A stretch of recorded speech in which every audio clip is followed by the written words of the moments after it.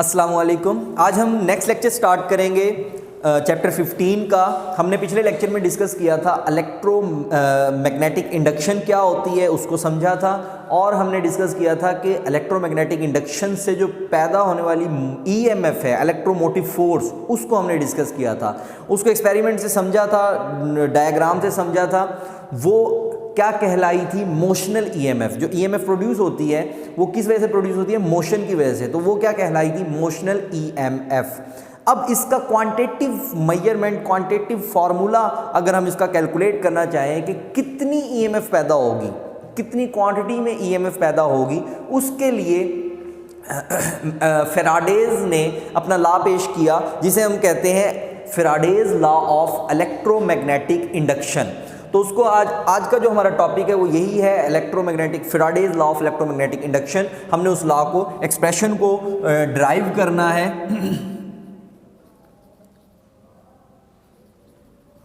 Faraday's law of electromagnetic induction.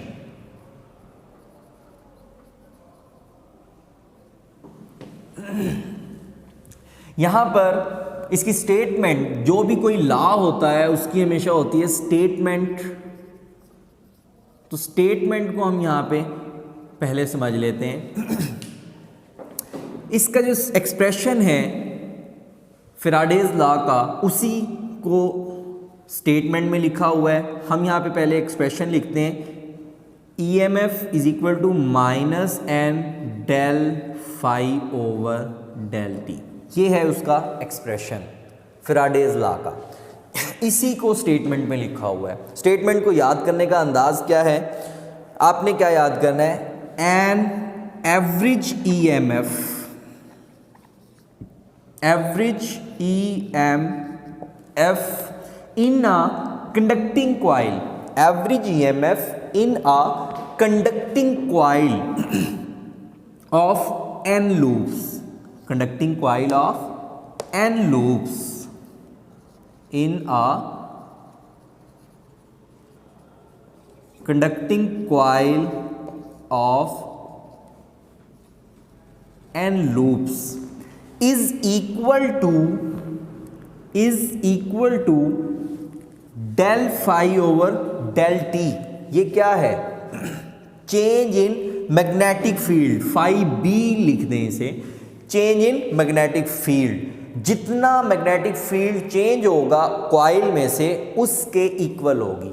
Once again, average EMF induced in a coil, in a conducting coil of N loop is equal to the change in magnetic field या magnetic flux through a coil with respect to time, del T. इसी को हम statement में लिखेंगे। क्या लिखोगे आप? The average EMF induced in a conducting coil of n loops is equal to negative rate of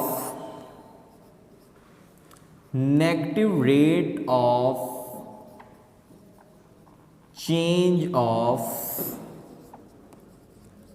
magnetic flux, rate of change of magnetic flux with respect to, जो हम रेट ले रहे हैं, शरह ले रहे हैं चेंज होने की, वो किसके लिहाज से ले रहे हैं? With respect to time.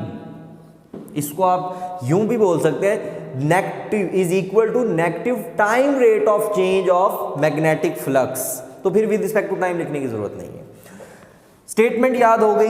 The average EMF induced in a conducting coil of n loops is equal to negative rate of change of magnetic flux with respect to time. ये उसका एक्सप्रेशन होगा। ये क्या है? Change in phi B, magnetic field में जो change आ रहा है, मैग्नेटिक फ्लक्स में जो चेंज आ रहा है, उसका एक्सप्रेशन है। इसका प्रूव करते हैं। How can we prove this expression, how can we find this expression. आपने जो पिछले टॉपिक में पढ़ा था मोशनल ईएमएफ में, वो क्या था, ईएमएफ प्रोड्यूस हुई थी, उसका एक्सप्रेशन हमने निकाला था कि ईएमएफ कैसे प्रोड्यूस हो रही है। ईएमएफ प्रोड्यूस हो रही है, मोशनल ईएमएफ प्रोड्यूस हो रही है किससे, minus v B L sine theta. ये एक्सप्रेशन क्या बता रहा है, ईएमएफ प्रोड्यूस होगी जब हम लेंथ L के कंडक्टर को मैग्नेटिक फील्ड B के अंदर वेलोसिटी V से मूव करवाएंगे। साइन थीटा क्या बता रहा है, परपेंडिकुलरली, जब हम परपेंडिकुलरली मूव करवाएंगे लेंथ L के कंडक्टर को मैग्नेटिक फील्ड B में across magnetic field B velocity V के साथ, तो उस वक्त ईएमएफ पैदा होगी। कितनी पैदा होगी ये कैलकुलेट करने की तरफ जा रहे हैं, कितनी पैदा होगी उस एक्सप्रेशन को। तो अब यहां पे इस डायग्राम को डिस्कस करते हैं। ये डायग्राम हमारे पास है, ये दो रेल्स हैं, इन रेल्स के ऊपर यहां पे एक गैल्वानोमीटर लगा हुआ है। इन रेल्स को हमने रख दिया मैग्नेटिक फील्ड बी के अंदर।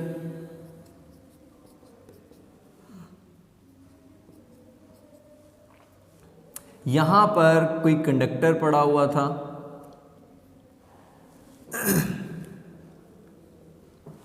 या इसे ऐसे बना लें कि ये एक पोजीशन 1, ये पहले कंडक्टर यहां पर पड़ा हुआ था जिसे मैं डॉटेड लाइन से बना रहा हूं। उसके बाद हमने इसे मूव करवाया राइटवर्ड, और मूव करवा के इसे कहां पे पहुंचा दिया, इस जगह पे। ये क्या है, पोजीशन 2, सेकंड पोजीशन। हमने इसे वेलोसिटी v से मूव करवा के पोजीशन 1 से पोजीशन 2 तक धकेला या इसे मूव करवाया तो इससे चेंजिंग मैग्नेटिक फील्ड हुआ। इस सर्किट में से मैग्नेटिक फील्ड जो है वो चेंज होना शुरू हो गया, जिसकी वजह से यहाँ पर करंट प्रोड्यूस हुआ, ईएमएफ प्रोड्यूस हुई, और फिर करंट भी प्रोड्यूस हो गया, इंड्यूस हो गया। यहाँ पे हमने एक्सप्रेशन निकालना है कि ईएमएफ कितनी प्रोड्यूस हुई। उसके लिए मैं इसी मोशनल ईएमएफ वाले एक्सप्रेशन को यूज़ करूँगा। इस एक्सप्रेशन के अंदर E is equal to minus v B L sine theta.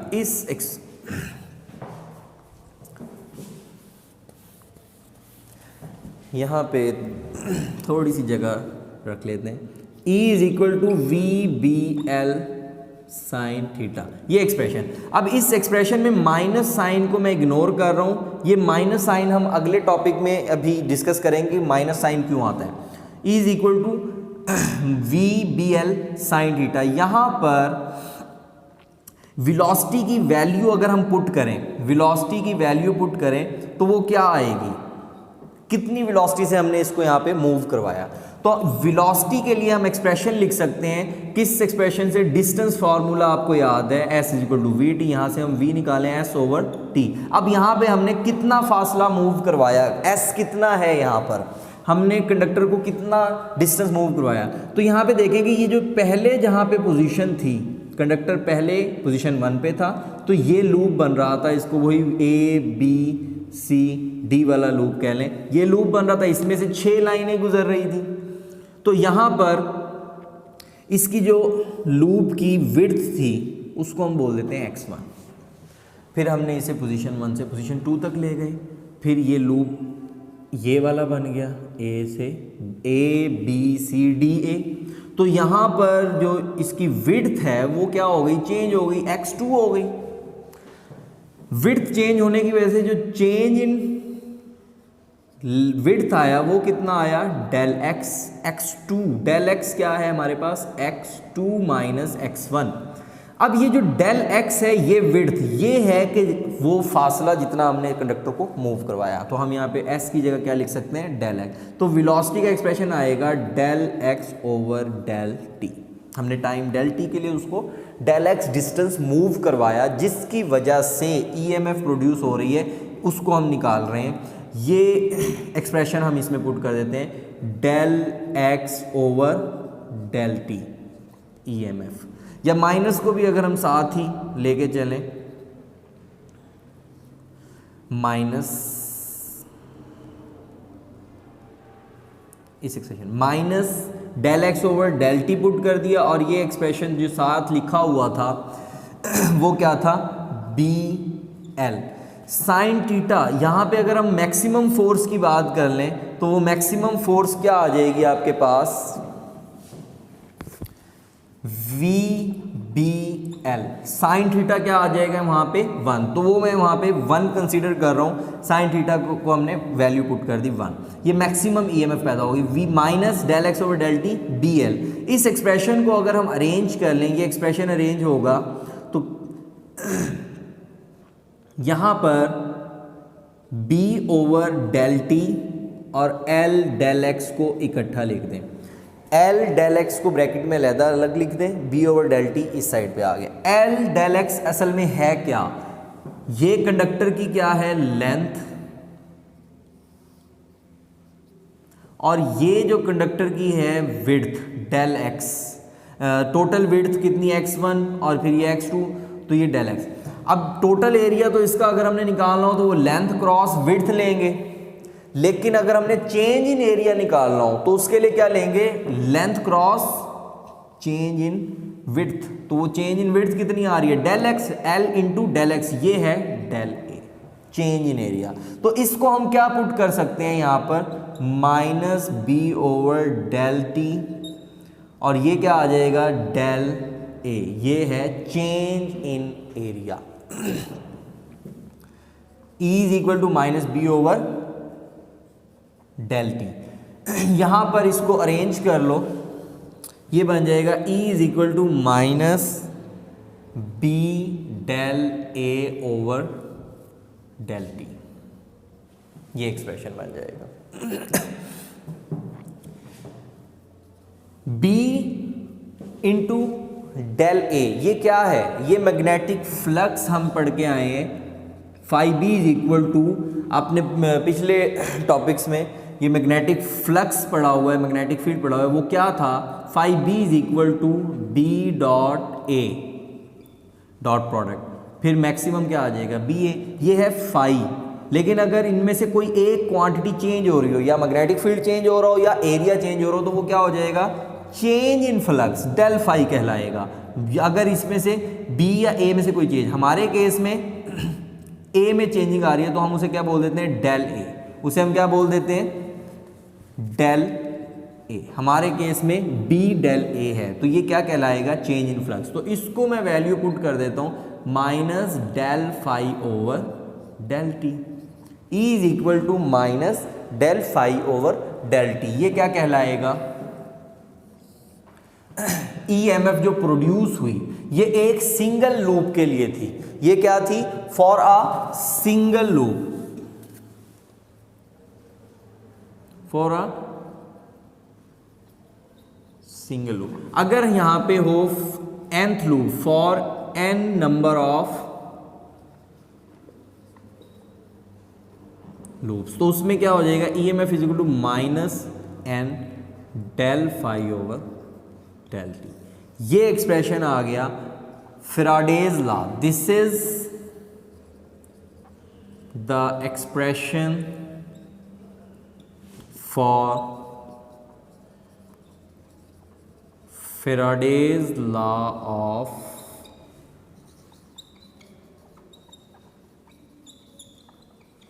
Electromagnetic induction. Statement हमने अभी पढ़ी थी, वही स्टेटमेंट, जो ईएमएफ इंड्यूस होगी वो किसके इक्वल होगी, वो negative rate of change of magnetic flux with respect to time के इक्वल होगी। किस ईएमएफ, ये किस कॉइल में इंड्यूस हुई, EMF average EMF induce in the coil of n number of loops, conducting coil of n loops, उसके अंदर ये प्रोड्यूस हुई। ये था सिंपल इसकी डेरिवेशन है, डायग्राम को आपने अच्छे से समझ लेना है। यहाँ पर डेरिवेशन इस एक्सप्रेशन तक आपने निकाल दी है। ये था आपका Faraday's law of electromagnetic induction.